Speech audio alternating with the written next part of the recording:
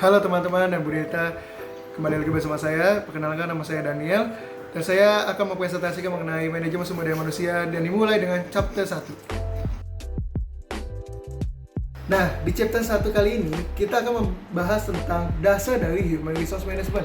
Pengertian dari Human Resource Management itu apa sih? Yaitu adalah prosedur sistematik untuk mengumpulkan, memvalidasi, dan mempertahankan sumber daya manusia di dalam suatu organisasi.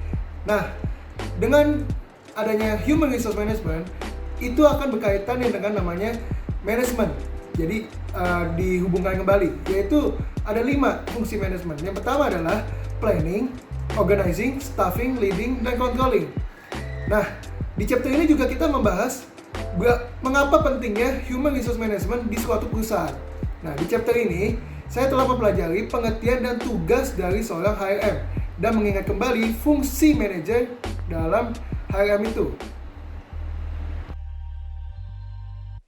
Nah, kita lanjut ke chapter berikutnya, yaitu chapter 3, mengenai HRM, strategi, dan analisis.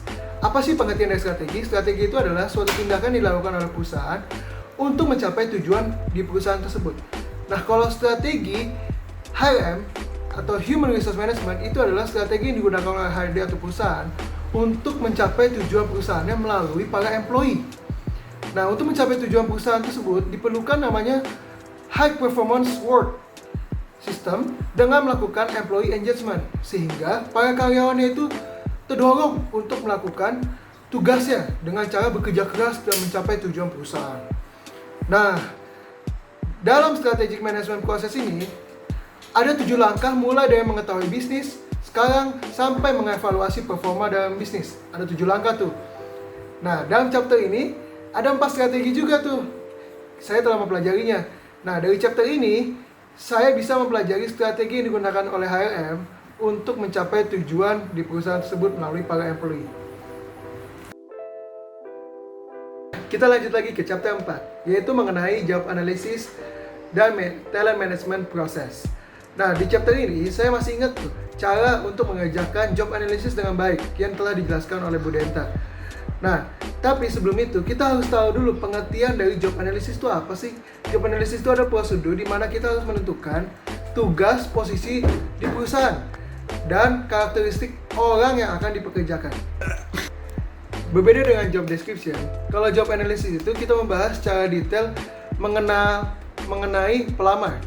Nah, kalau dalam mengerjakan job analysis itu ada 2 cara, yaitu dengan secara online elektronik atau dengan cara penulis.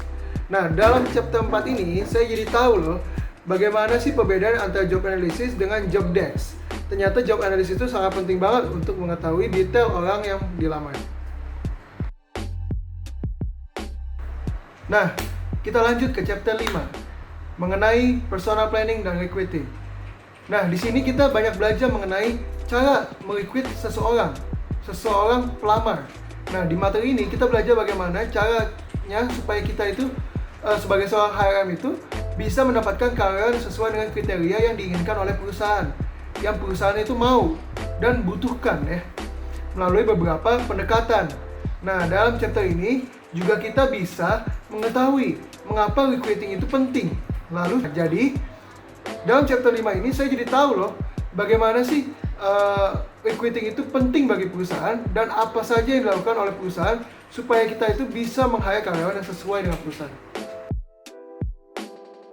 Nah, ini adalah chapter terakhir, yaitu chapter 6. Saya akan membahas tentang namanya employee testing dan selection. Mengapa melakukan seleksi yang hati-hati itu penting? Karena agar perusahaan itu bisa melihat performance dari orang itu secara nyata melalui reliability test dan validity test. Nah, jadi pada intinya di chapter ini itu membahas tentang bagaimana HR dalam melakukan tes dan seleksian kepada para pelamar dengan melihat latar belakang orang itu, atau mengetes dengan tes psikologi, atau ditanya secara mendadak untuk melihat spontanitas orang tersebut. Nah, untuk melihat latar belakang itu juga diberitahu bagaimana cara mengeceknya. Oke? Jadi dalam chapter ini kita mempelajari bagaimana perusahaan itu bisa benar-benar mendapatkan karyawan yang baik dan sesuai dengan kriteria yang perusahaan mau. Demikian penjelasan yang saya jelaskan. Bila ada salah kata atau kurang tepat, saya mohon maaf sebesar-besarnya atas perhatian teman-teman dan Bu Denta, saya ucapkan terima kasih. Salam sehat dan jangan lupa pakai masker.